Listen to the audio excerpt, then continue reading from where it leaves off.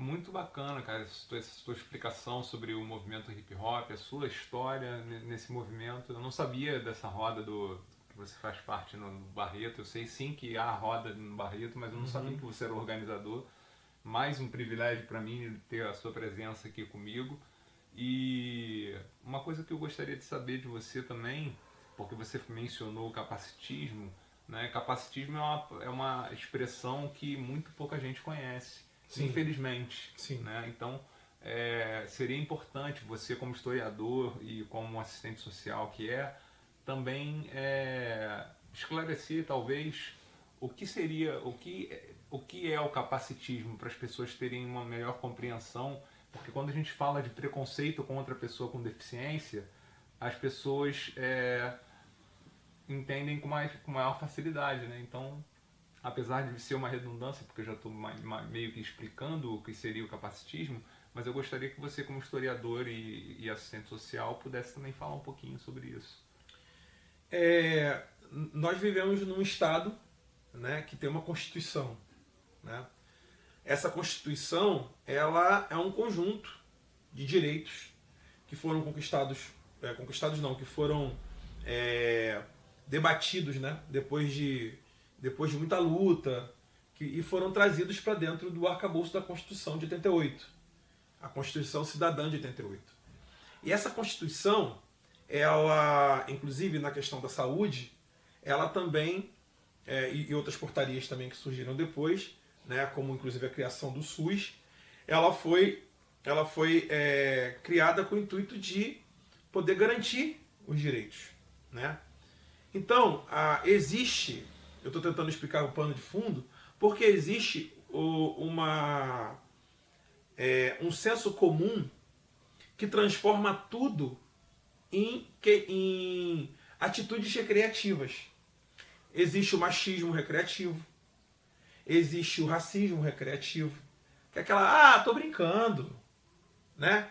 Ou seja, você brinca com uma questão que afeta o outro, né?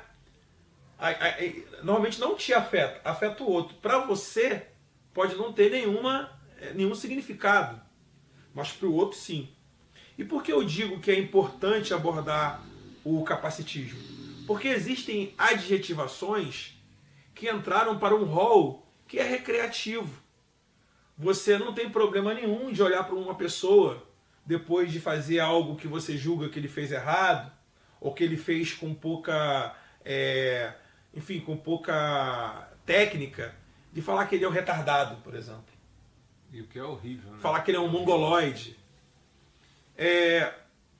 Por mais que esse capacitismo recreativo, que é uma ofensa recreativa que você faz, no sentido que a pessoa fala assim, mas a pessoa que eu estou chamando de retardado não é retardado. Ou seja, ele errou duas vezes. Né? Porque, tipo assim, em que pese ele não ser retardado, então de fato você utilizou como uma ofensa. E, além de tudo, é pejorativo. Porque depois de várias convenções, saúde e tal, alguns termos deixaram de ser usados. Não se usa mais o termo retardado, não se usa mais o termo mongoloide, levando em consideração que o termo mongoloide já é também um termo que é uma mistura de capacitismo com xenofobia. Xenofobia, exatamente. Por quê? Porque o traço de algumas pessoas que têm algumas síndromes são traços que lembram uma pessoa de origem mongol, que é um país, exatamente, que é a Mongólia. E que tem uma história incrível, inclusive. Tem uma história incrível, não apenas uma história incrível, como uma história de ter sido uma potência, inclusive imperialista. Sim. Né? Chama de que foi uma potência imperialista. Então, tipo assim, e uma potência que de fato era muito, inclusive, até mesmo por essa composição de região, e até mesmo sempre foram um povo que sempre foi já de alguma forma ridicularizado pela sua altura, né? Porque normalmente é um povo que tem uma altura baixa, não são pessoas muito altas, por a questão também de altitude também, que foi, no caso, o desenvolvimento, né, dessa parte do mundo. Então sempre foram subestimados, né? Quando chegavam aquelas grandes hordas de mongóis para poder ocupar outros territórios, eles eram vistos como pessoas com menor capacidade. No final, eles ocupavam e dominavam aquele espaço. O que demonstra, inclusive, que a sua composição física nunca impediu que ele pudesse ocupar e dominar espaços, né, como o Império Mongol. Enfim, voltando aqui ao capacitismo. Toda vez que você usa o capacitismo, que é o preconceito com pessoas com algum tipo de deficiência, né? Às vezes até não precisa nem ser algo relacionado a algo pejorativo. Quando você diz o seguinte, a pessoa fala assim, pô, eu não consegui encontrar algo. Você está cego? Né? A questão sensorial não impede que uma pessoa com deficiência visual, uma pessoa cega, consiga achar algo. Ela tem o tato ainda, ela tem o olfato. Ou seja, ainda que a pessoa não ache algo, chamá-la de cega ou de cego não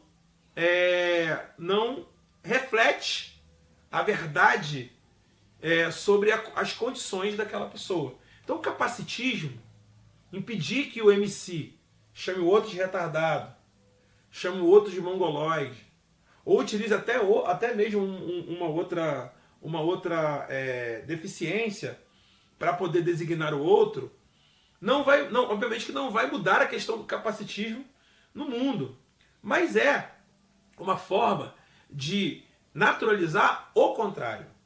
Então, se todo mundo naturaliza que é possível ser capacitista, a gente vai fazer o movimento contrário. Porque se é para o movimento hip hop não fazer o movimento contrário em relação às opressões, então ele não consegue refletir o porquê ele se tornou um movimento amplo de luta por questões legítimas. Então o capacitismo entra dentro dessa... Desculpa de ter me alongado tanto para explicar isso. Imagina. Mas o capacitismo entra dentro dessas proibições, né, que a gente faz na nossa roda cultural lá no Buraco do Boi, ali no Grande Maruí, no Barreto. E isso, pra gente, é caro. A gente acha que isso é necessário ser feito, não apenas na roda cultural, mas em qualquer lugar.